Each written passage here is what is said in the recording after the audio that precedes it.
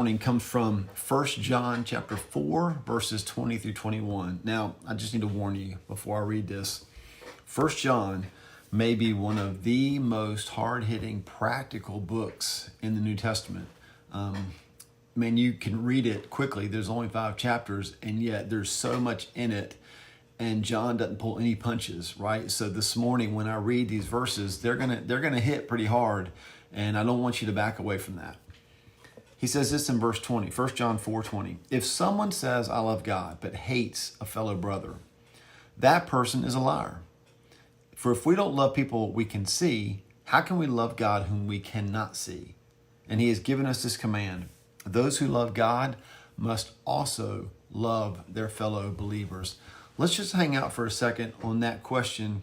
If we don't love people that we can see, how are we going to love a God that we can't see, right? Every single day, God puts in front of us people that we can see. And he says to us, look, it's very simple. I've loved you, so you go love them.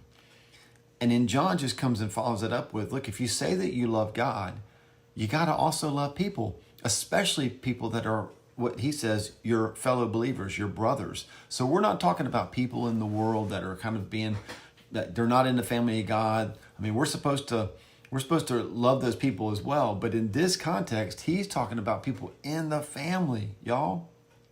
If we're hating fellow believers, if we're hating brothers and sisters, then we can't say that we love God. And that should cause us this morning to pause and ask God, is the way that I'm loving your other sons and daughters a reflection of my true love for you?